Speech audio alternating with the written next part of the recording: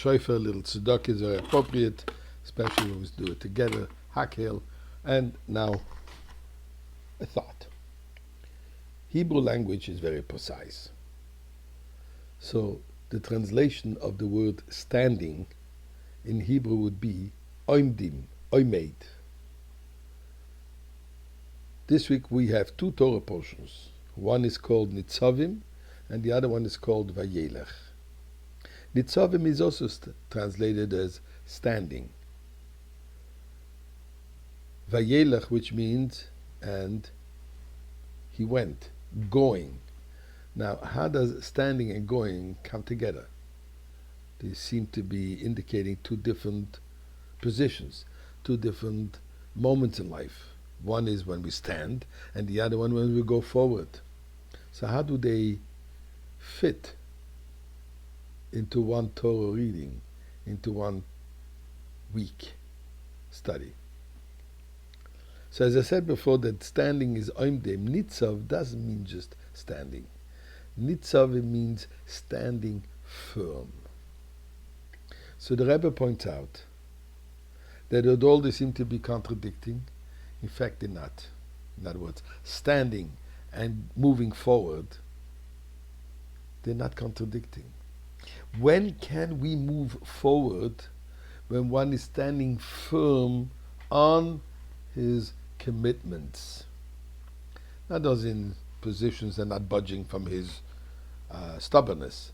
But Nitzavim, says the Torah, when a person stands firm on his commitments, then Vayelech, they can go forward. And that's why they actually read together. And this is just before Rosh Hashanah. To go forward in the new year, we have to be firm in our commitments of what we have made. Now, I'm sure that you can all think of a certain event that you experienced or that you heard about, how due to having stand firm on commitment, there was success. One of those 1,000,001 stories which come to mind is a friend of mine by the name of Viva. Viva was an insurance broker. And at one point in his life, he made a commitment to start putting on tefillin every morning before leaving the house for work, for business, for whatever. Doesn't leave the house without putting on his tefillin. The beginning was difficult, challenging, but then became a routine.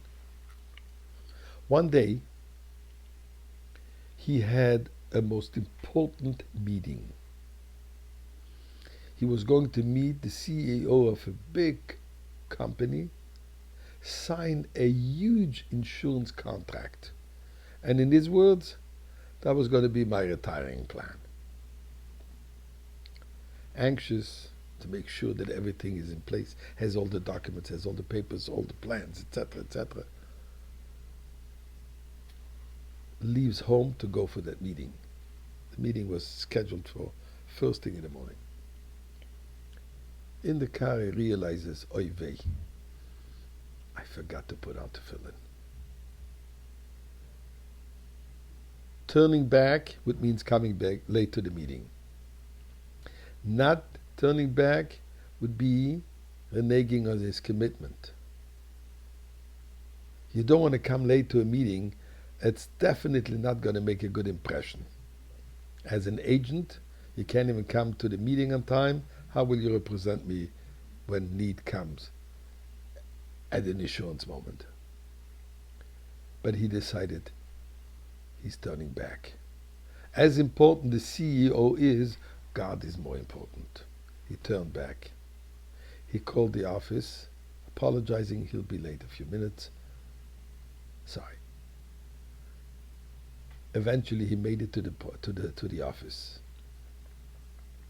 Receptionist looks at him in a little odd way and invites him to wait to be ushered into the CEO. Anxiously waited some time, people coming, going, and then at one point he is being accompanied by the receptionist to the boardroom meeting the CEO. Coming in that the CEO apologizes to him for being late. Sorry if I have made you wait so long. They moved on to sign that deal, the easiest deal. Although it was the largest deal that he ever signed, it was the easiest in his whole career.